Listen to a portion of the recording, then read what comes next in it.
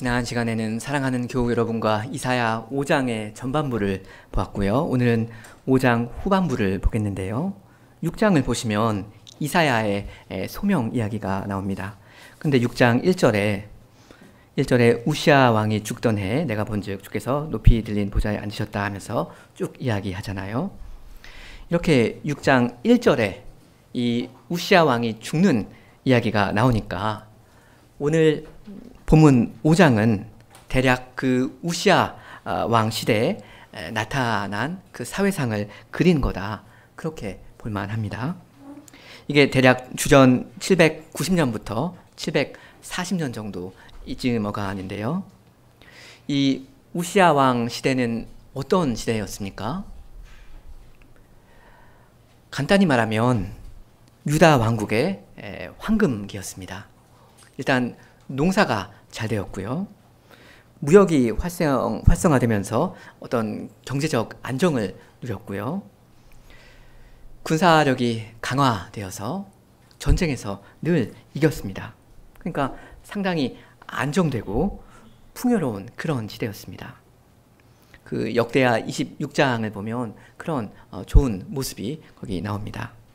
근데 오늘 이사야 본문이 그리는 모습은 어떻습니까? 우리가 방금 읽었는데 모습이 어떻습니까?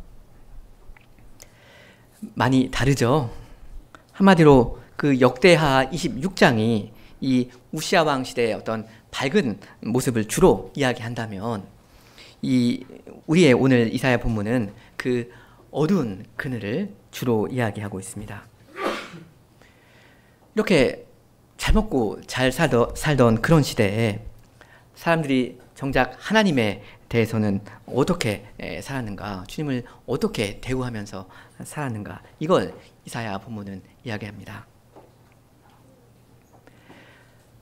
저는 오늘 이 말씀을 여러분과 함께 읽으면서 우리 사회, 한국 사회의 모습을 하나님의 말씀으로 비추어 보려고 합니다.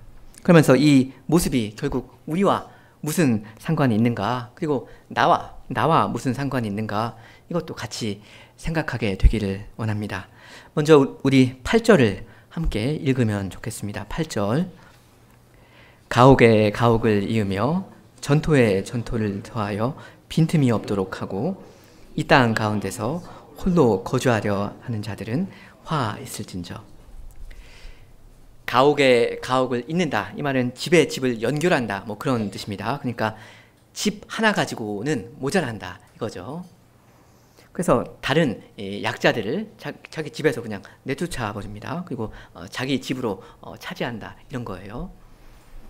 그 다음 전토에 전토를 더한다는 말도 비슷한 이야기입니다. 그 어떤 욕심쟁이가 있는데 자기가 농사지을 밭을 계속 막 늘려가는 겁니다. 자기가 다 독차지하겠다, 이거예요. 이런 건 율법에서 금한 거거든요. 가진 자가 그 없는 자의 그 밭을 계속 막 빼앗고, 그리고 이 사람을 노예처럼 부리고 하는 거예요. 이게 이때 당시 이 우시아 왕 시대의 그 어두운 면이죠. 이런 악한 사람들한테 주님은 선언하십니다. 화 있을진저. 이 말 화 있을진저, 이거는 히브리어로 이제 호의 혹은 뭐 오이라고 하는데 감탄사입니다. 이걸 우리말로 하면 아마 그냥 뭐 그 정도 될 거예요. 탄식, 뭐 장례식 같은 상황에서 탄식할 때 그냥 내뱉는 그런 말이고요. 혹은 이렇게 선지서에서 너희 망할 거다, 혹은 재앙이 임할 거다, 뭐 이런 의미로 쓰이기도 합니다. 그래서 8절에서는 화 있을진저 하면서 이 당시 사람들의 죄를 지적하셨고요. 이제 9절부터는 이 사람들한테 임할 심판의 내용이 나옵니다. 9절에 만군의 여호와께서 내 귀에 말씀하시되 정령이 허다한 가옥이 황폐하리니 크고 아름다울지라도 거주할 자가 없을 것이다 하시면서 이 죄인들의 집을 치십니다. 이사야 선지자가 그 이제 말씀을 듣는 거죠. 그리고 10절에서는 이 사람들의 밭에서 농사가 망할 거라 하십니다. 그러니까 9절은 집이고 10절은 그 농사 짓는 밭입니다.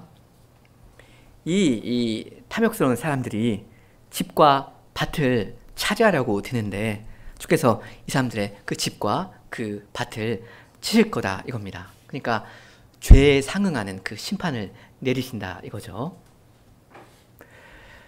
여러분, 요즘 우리 한국 사회는 어떻습니까?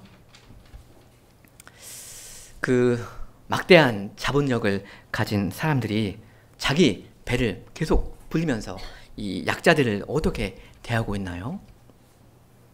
뉴스에서 종종 나오죠. 어떤 그 기업이, 대기업이 과도한 뭐 근무 시간을 요구하고요. 어떤 경우에는 그 직원들이 화장실 가는 것도 그 곤란하게 만든다 하대요. 뭐 여름에는 에어컨도 없는 그런 곳에다 사람을 두고 거기서 사람을 부립니다. 결국 사람이 쓰러지게 만들어요. 사람이 이렇게 최저급여 버느라 피눈물을 흘리다가 죽는데 사람이 죽었는데도 책임을 안 집니다. 그리고 영세한 업체들을 이 대기업이 불공정하게 밀어낸다. 뭐 그런 이야기 가끔씩 듣습니다. 뉴스에서. 이게 오늘 우리가 살고 있는 사회 이야기 아닙니까? 잘 나가는 한국인데 뭐 K-팝이다 뭐다 해가지고 잘 나간다 하는데 그 이 사회의 어두운 그늘입니다. 근데 이런 악한 사람들을 주께서 심판하실 겁니다. 여기까지가 이제 첫째 화 이야기였고요. 이제 둘째 화 있을진저를 봅니다. 우리 11절, 12절을 같이 읽겠습니다. 11절, 12절. 아침에 일찍이 일어나 독주를 마시며 밤이 깊도록 포도주에 취하는 자들은 화 있을진저. 그들이 연애에는 수금과 비파와 소고와 피리와 포도주를 갖추었어도 여호와께서 행하시는 일에 관심을 두지 아니하며 그의 손으로 하신 일을 보지 아니하는도다. 11절을 보면 이 사람들 대단한 사람들이죠. 술 마시려고 아침에 일찍 일어나고요. 더 마시려고 밤에 늦게 잡니다. 그리고 그 사이에는 온종일 술자리가 있습니다. 그러니까 즐기는 인생이죠. 당연히 하나님께서 하시는 일에 대해서는 관심이 없고요. 그냥 마시면서 살고 있습니다. 요즘 한국 사회는 어떻습니까?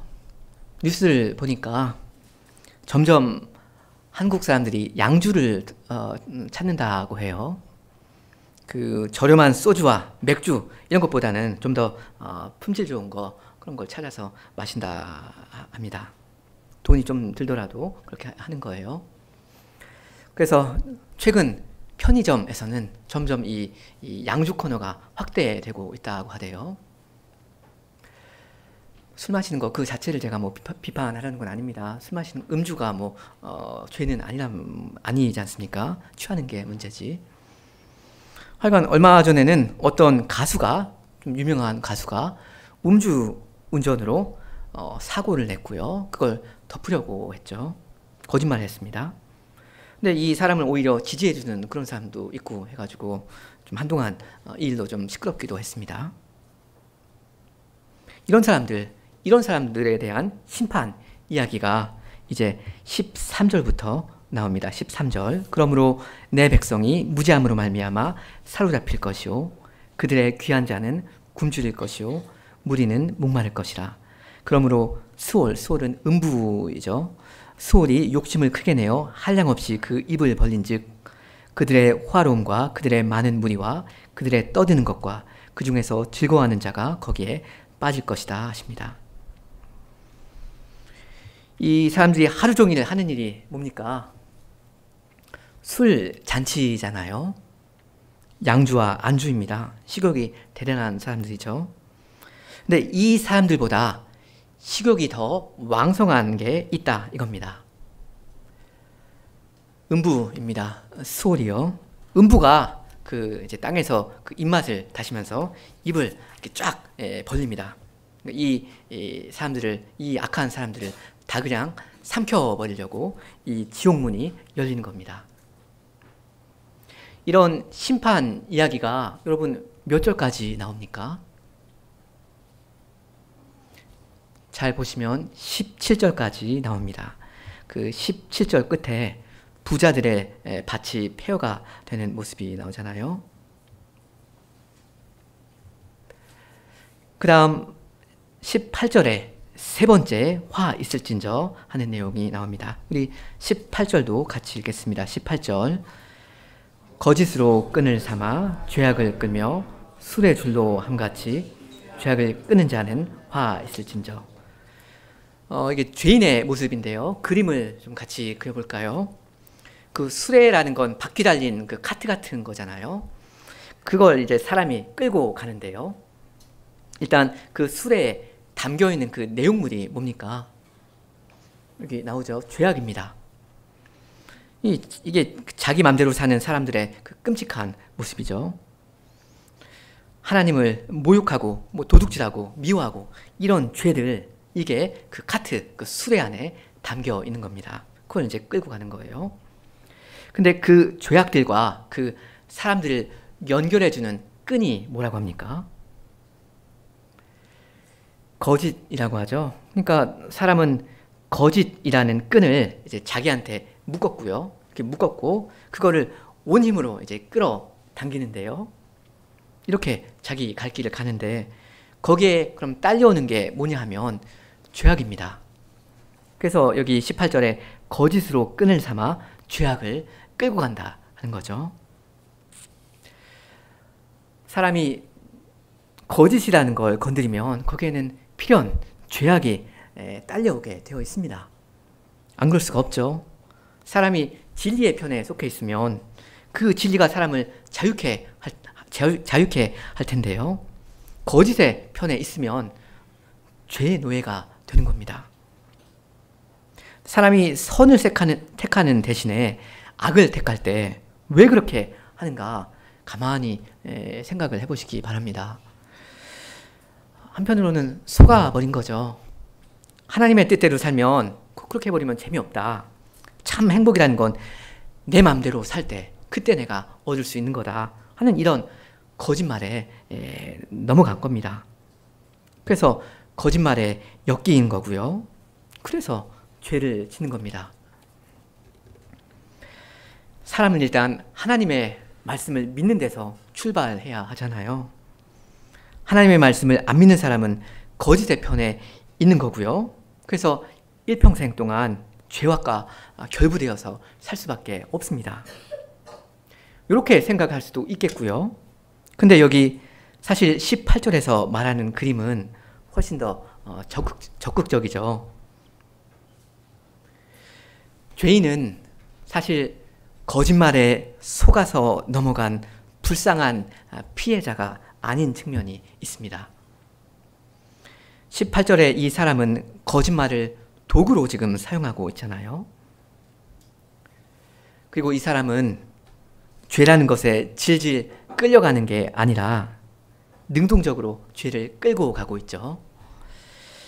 거짓말을 사용해서요. 죄라는 건 챙겨갈 가치가 있다 하는 겁니다. 그래서 그 수레에 담아서 영차 끌고 가는 거예요. 자기 갈 길을 가는 겁니다. 요즘 사람들이 거짓말을 얼마나 자주 하는지 굳이 말씀드리지 않아도 잘 아십니다. 뉴스를 틀면 맨날 그 이야기 아닙니까? 우리가 사람의 마음을 다 꿰뚫어 볼 수 있는 건 아니지만 어떤 말들은 그 색깔이 빨갛습니다. 새빨갛습니다.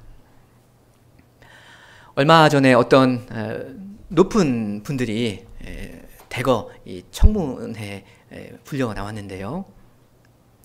그 증인 선서를 거부하대요. 선서 문구가 이렇게 됩니다. 양심에 따라 숨김과 보탬이 없이 사실 그대로 말하고 만일 거짓말이 있으면 위증의 벌을 받기로 맹세합니다. 이건데 이 말을 못하겠다 이겁니다. 이건 어떻게 이해하면 좋습니까? 선진국 잘 나가는 대한민국에 우리 사회의 어두운 부끄러운 면이다 할 겁니다. 그 다음 네 번째 화인데요. 20절입니다. 20절 악을 선하다 하며 선을 악하다 하며 흑암으로 광명을 삼으며 광명으로 흑암을 삼으며 쓴 것으로 단 것을 삼으며 단 것으로 쓴 것을 삼는 자들은 화 있을진저. 여러분, 이 구절이야말로 오늘날 우리 사회의 모습을 그대로 그냥 그려주고 있지 않습니까? 악을 선이라 부르고 선은 악이라고 부릅니다. 이 말은 소위 도덕적 상대주의라고 하는 그런 것과는 약간 다른 것 같습니다. 윤리적 상대주의라는 건 옳고 그름에 대한 어떤 절대적인 기준이 없다는 뭐 그런 주장 아닙니까? 도덕적 규범이라는 건 뭐 문화나 사회 어떤 그 상황에 따라 그때그때 좀 다르다 하는 거예요. 주관적이다. 그래서 선과 악이라는 건 사람마다 생각이 좀 다를 수도 있다 하는 뭐 그런 겁니다. 근데 지금 여기 20절에서 말하는 건 이런 것보다 한 걸음 더 나아간 그런 태도인 것 같습니다. 이 사람들은 아예 그냥 악을 선이라고 부르고요. 선을 악이라고 부릅니다. 그러니까 기준이 없다, 기준은 주관적이다 이런 게 아니라 기준이 있다는 겁니다. 근데 하나님께서 악이라 하신 것을 선이라 부르고 주께서 선이라 하신 것을 악이라 부른다 이겁니다. 우리 한국 사회는 요즘 어떻습니까? 한 5년 전에 대한민국 헌법재판소에서 낙태죄에 대한 헌법 불합치 결정을 내렸습니다. 그래서 그 이후로는 낙태라는 혹은 낙태죄라는 그 용어 대신에 임신중지권이라는 용어가 점차 쓰이고 있습니다. 임신중지권, 여성에게는 임신을 중지할 권리가 있다 이 말입니다.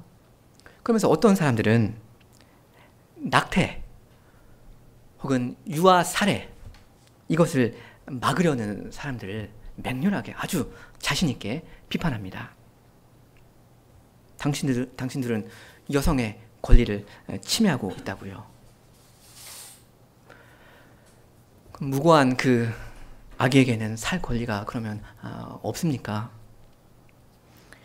이런 게 바로 악을 선하다 하며 선을 악이라 하는 뭐 그런 것이 될 겁니다. 법치주의 국가 우리나라 대한민국의 그 어두운 그늘입니다. 21절이 5번째 화가 되는데 같이 읽으실까요? 21절 스스로 지혜롭다 하며 스스로 명철하다 하는 자들은 화 있을진저. 여기 스스로라는 말은 자기네들의 눈에 라는 뜻입니다. 그러니까 자기네들이 보기에 자기는 똑똑하다 이겁니다. 이건 하나님을 치워버리는 그런 말이죠. 여호와를 경외하는 거 그런 거 의미 없습니다. 요즘 사람들 얼마나 똑똑해요. AI라는 거 인공지능을 이제 개발했고요. 이게 눈부신 발전을 이루고 있습니다. 이제는 그 AI가 창의성을 상당히 갖추게 되어서 그래서 이 도움을 받으면 우리가 인류의 모든 문제를 해결할 수 있다 합니다. 하나님 없이도 잘만 살 수 있다 이거예요.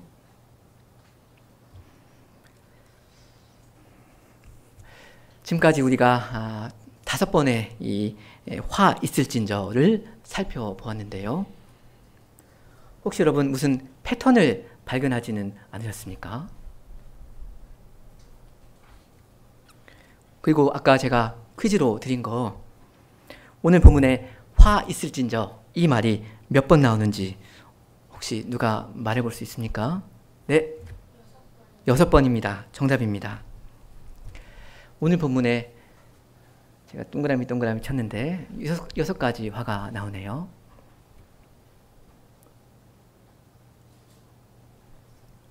조금 의외 아닙니까? 왜냐하면 기본적으로 성경에서 6번 정도 나오는 것 같다. 8번 정도 나오는 것 같다. 자세히 세보면 7번이거든요. 완전수 7개가 나올 법한데 6개밖에 없습니다. 하여간 6개가 맞는데요. 일단 21절까지 나온 5개의 그 화 있을진저, 그 화의 그 패턴에 대해서 좀 잠깐 말씀을 드리겠습니다.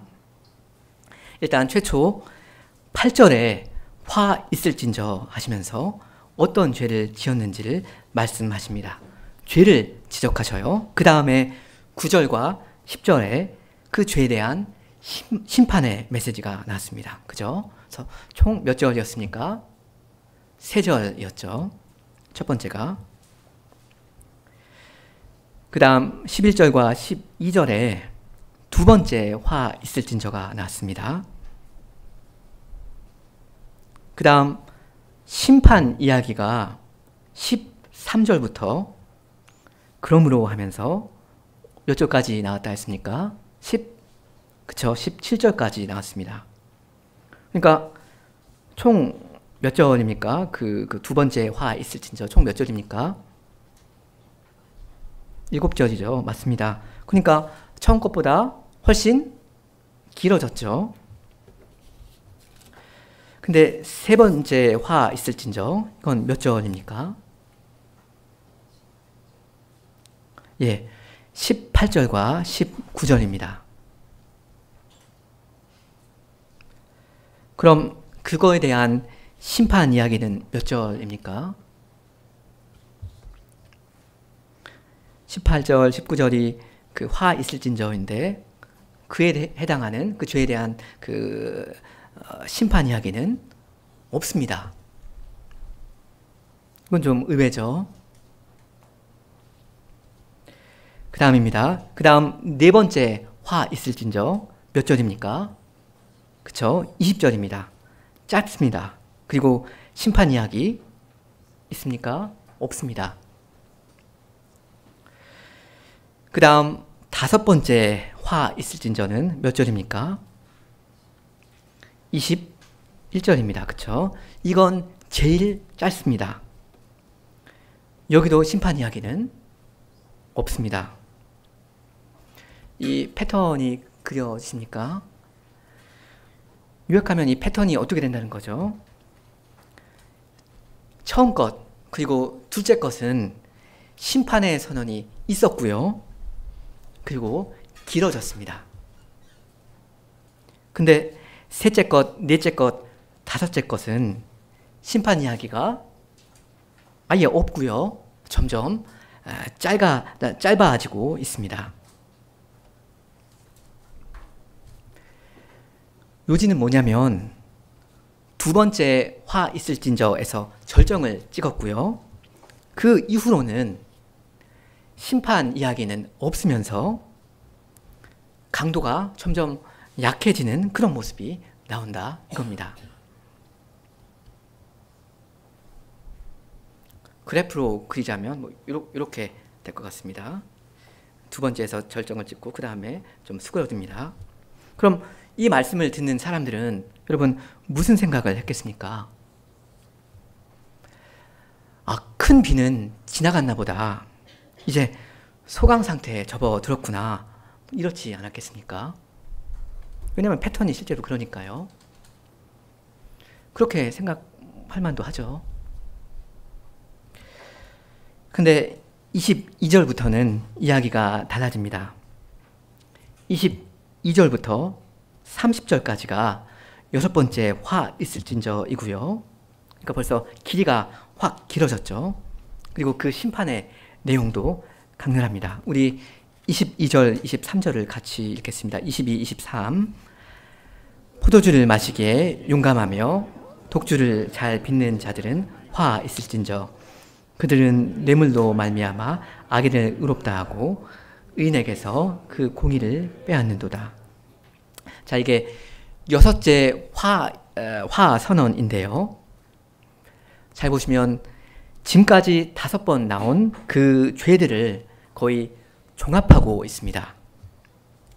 여기 포도주와 독주, 이건 아까 11절에서 나왔죠. 그리고 뇌물 받는 거, 이건 물욕이라고 할 수 있는데 제일 처음에 8절에서 나왔습니다. 그 다음 악인을 의롭다 한다는 거, 이건 아까 20절에서 나왔었습니다. 그러니까 죄가 지금 쌓여 온 겁니다. 그 다음 24절부터 심판의 메시지가 나옵니다. 심판의 메시지는 첫째 그리고 둘째 화에서는 나왔었는데 셋째, 넷째, 다섯째 화에서는 안 나왔다 했죠. 얼마나 지금 그 심판이 무서운지 한번 보시기 바랍니다. 죄만 쌓인 게 아니에요. 24절, 이로 말미암아 불꽃이 그루터기를 삼킴같이 마른 풀이 불 속에 떨어짐같이 그들의 뿌리가 썩겠고 꽃이 티끌처럼 날리리니 그들이 만군의 여호와의 율법을 버리며 이스라엘의 거룩하신 이의 말씀을 멸시하였습니다.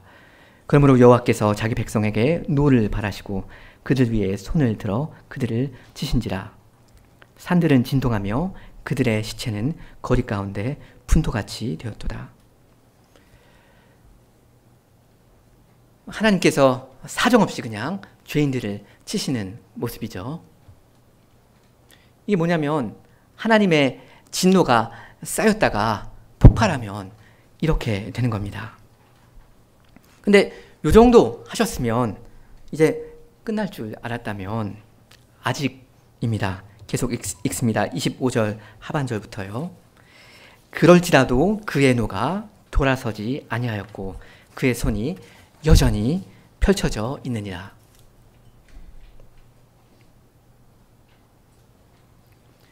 주님의 분노가 아직 다 풀리지 않으셨어요. 그래서 죄인들을 향해서 드신 그 손을 아직 거두지 않으셨습니다. 계속 더 칠 거다 이거죠. 그래서 계속 치시는 그 이야기가 26절부터 30절까지 쭉 나오는데요. 26절, 또 그가 기치, 군사 깃발 그런 거죠. 기치를 세우시고 먼 나라들을 불러 땅끝에서부터 자기에게로 오게 하실 것이라. 보라, 그들이 빨리 달려올 것이다 하죠. 주께서 지금 이방 민족들을 불러다가 이스라엘을 치게 하실 거라는 겁니다. 계속 봅니다. 27절, 그 중에 즉 이스라엘을 치러 오는 군사들 중에 곤핍하여 넘어지는 자도 없을 것이며 조는 자나 자는 자도 없을 것이며 그들의 허리띠는 풀리지 아니하며 그들의 들매끈은 끊어지지 아니하며 그들의 화살은 날카롭고 모든 활은 당겨졌으며 그들의 말굽은 부시돌 같고 병거 바퀴는 회오리 바람 같을 것이다 합니다. 무슨 말입니까? 이 죄인 이스라엘을 심판하러 오는 이 적군들은 봐주는 거 없을 거다. 아주 효율적으로 너희들을 칠 거다. 이거죠. 봐주는 거 없고 아주 맹렬하게 칠 겁니다. 29절입니다. 그들의 부르짖음은 암사자 같을 것이요. 이건 여전히 그 이방 군사들 이야기입니다. 군대가 이제 사자처럼 무섭게 함성을 지른다. 뭐 이런 거요. 그들의 소리 지름은 어린 사자들과 같을 것이라. 그들이 부르짖으며 먹이를 움켜 가져가 버려도 건질 자가 없으리로다. 이스라엘을 심판하러 오는 그 적군을 지금 동물 사자로 묘사하고 있습니다. 포인트는 29절 제일 끝에 나와 있습니다.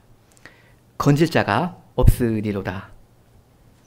이스라엘은 결코 피하지 못한다 이거예요. 그 다음 마지막 30절은 이 이스라엘을 바다 풍랑에 에워싸인 선원으로 그리고 있습니다.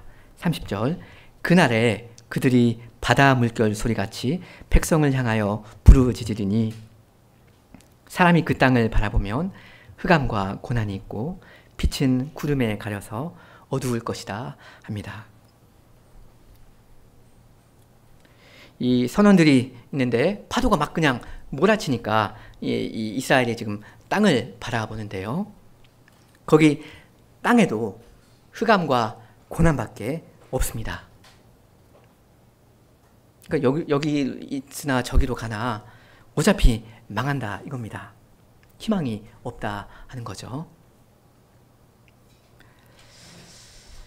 이렇게 살펴봤는데요. 오늘 본문의 그 큰 구조를 정리하면 이렇게 됩니다.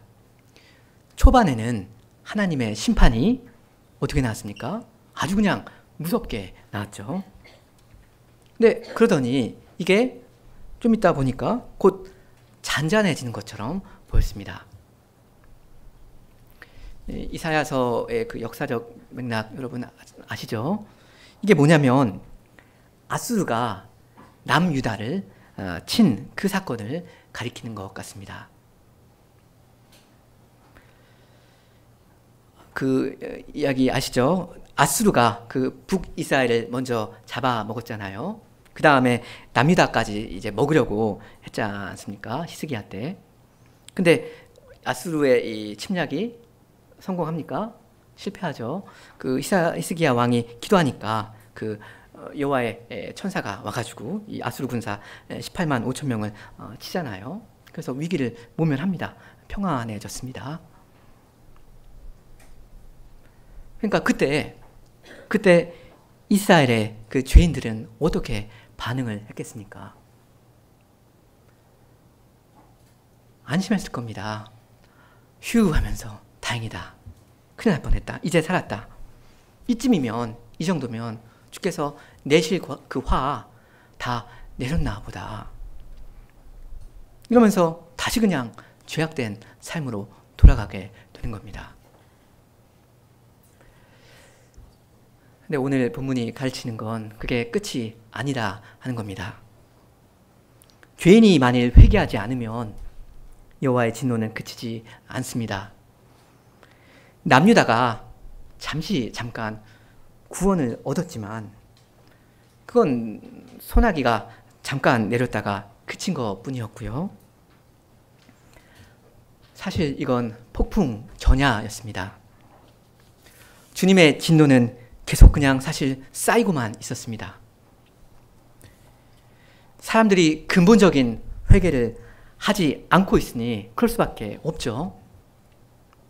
그래서 얼마 지나지 않아서 아니나 다를까 바벨론이 와서 남유다를 쓸어버렸습니다.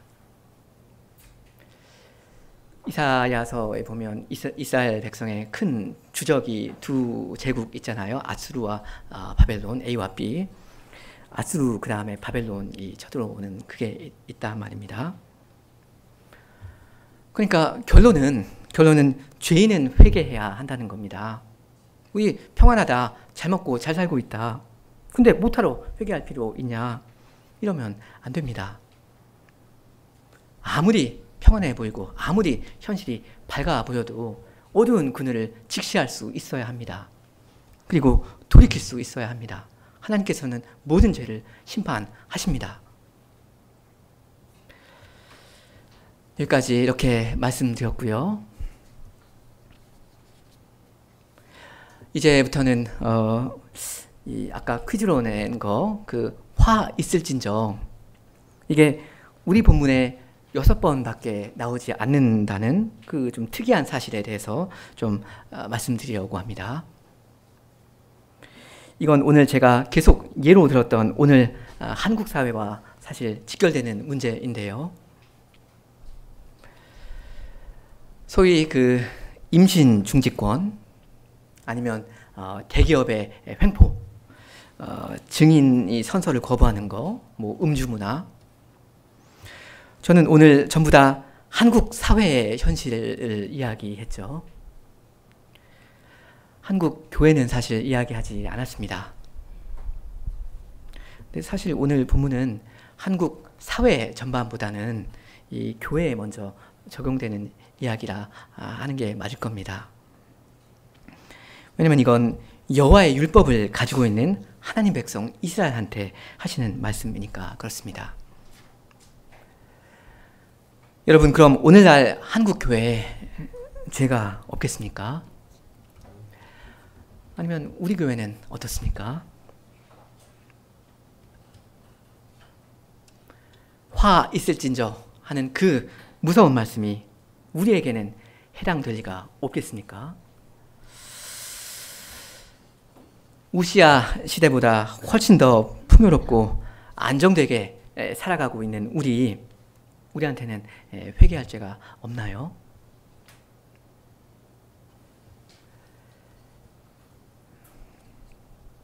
해맑은 우리의 그 미소 뒤에 숨겨져 있는 어떤 어두운 그늘이 없겠습니까? 아니, 우리라는 말보다 나라는 말로 질문을 조금 더 뾰족하게 만들어 볼까요? 나는 거짓으로 끈을 삼아서 죄악을 끌고 다니는 그런 일이 없습니까?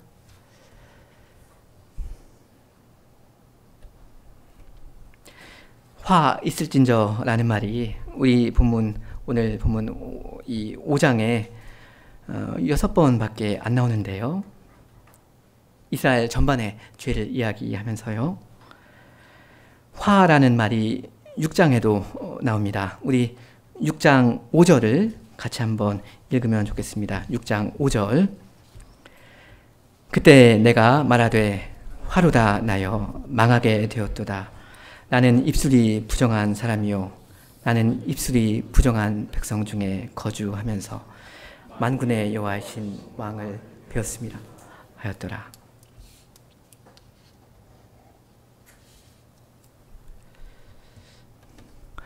오늘 5장 본문에 6번만 나와서 부족했던 그 화를 완성하는 사람은 사실 이사야 선지자입니다.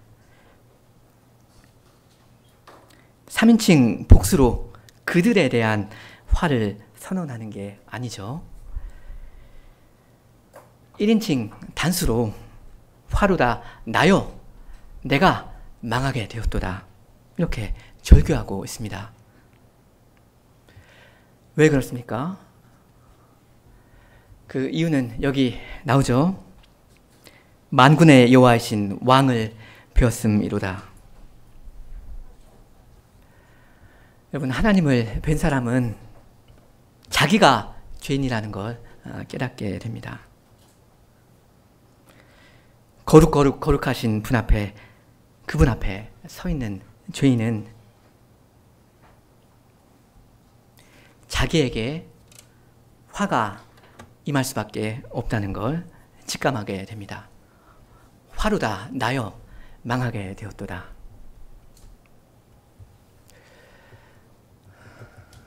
성도 여러분은 죄인들 옆에 앉아 계십니까? 아니면 하나님 앞에 서 계십니까? 우리가 다 악한 사회 안에 살고 있는 게 당연한 사실이고요. 넓게는 한국 교회, 좁게는 우리 교회 안에 문제가 있다는 것도 사실입니다. 그니 당연히 이 세상과 교회의 여러 가지 병폐에 대해서 얼마든지 비판을 하는 것이 가능하겠고요. 때때로 그렇게 할 필요도 있습니다. 근데 여러분은 먼저 하나님 앞에 서셔야 합니다. 자꾸 그냥 마냥 사람들 곁에 편안히 앉아서 다리를 꼬고 앉아서 저 사람은 저래서 안 되는 거야. 이 교회는 이게 문제야. 이렇게 하시기 전에 거룩하신 하나님 앞에 자기를 세우십시오. 그래서 그리도 멀쩡해 보이는 자기가 어떻게 죄인인지를 마음 깊이 깨달아 가셔야 합니다. 자기의 죄를 깨닫는 길은 하나밖에 없습니다. 하나님 앞에 서는 것입니다. 거룩하신 분 앞에 서지 않으면 남들에 대해서 할 말이 많아집니다. 화로다 나여 내가 망하게 되었구나. 이렇게 부르짖어 본 경험이 없는 사람이 자꾸 그냥 다른 죄인들에 대해서 화를 선언한다면 그게 뭐가 되겠습니까? 바리새인 되는 거죠. 그리고 망하는 겁니다. 성도 여러분은 하나님 앞에서 온전히 사시기 바랍니다. 다른 사람이 아니라 자기가 죄인이라는 사실을 먼저 여러분 아십시오. 내 마음에, 내 생활에 있는 그 어두운 그늘을 여러분 찾으셨다면 회개하십시오. 그리고는 내 죄악이 제하졌고 내 죄가 사여졌느니라 하시는 그 사죄의 선언의 그 깊이를 느끼시면서 여러분 하루하루를 살아가시기 바랍니다. 그래야만 이 사회에 대해서 혹은 교회에 대해서 한마디라도 정당하게 때때로 비판을 할 수 있게 될 겁니다. 그래야만 주께서 우리 같은 죄인들도 세상의 빛으로 들어 쓰셔서 이 어두운 교회와 이 사회를 조금이나마 개혁해 갈 수 있도록 해 주실 겁니다.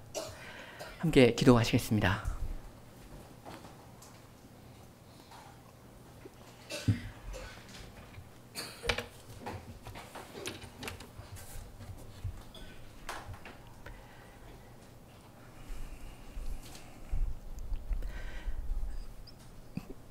거룩하신 주님, 이 사회와 이 교회에 많은 죄악들이 있다는 것을 저희가 잘 아오며 그 많은 죄들의 모습을 저희가 볼 때 저희도 마음이 편치 못하오며 그것들을 때때로 지적하고자 하는 그러한 마음이 들 때가 있사옵니다.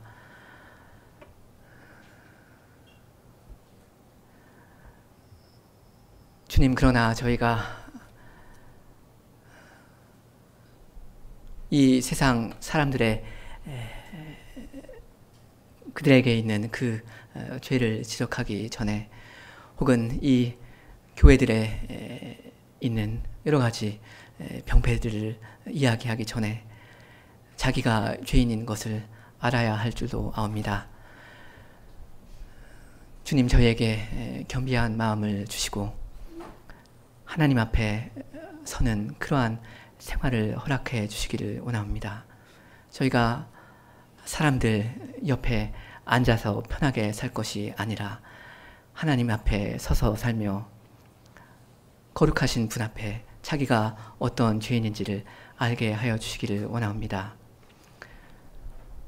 그러므로 죄인들에 대해서는 때때로 비판을 할 수도 있겠사오나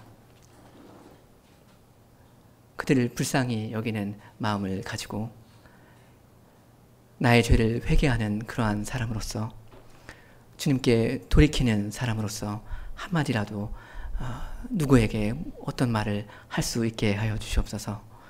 그렇지 못한다면 이 교회가 교회로서의 낼 목소리가 하나도 없겠사옵니다. 그러니 주님, 저희가 하나님 앞에 서게 해주시고 하나님의 율법에 자기의 삶을 빚을 수 있도록 하여 주시옵소서. 그러한 은혜를 저희 모두에게 내려 주시옵소서. 예수님의 이름으로 기도합니다. 아멘.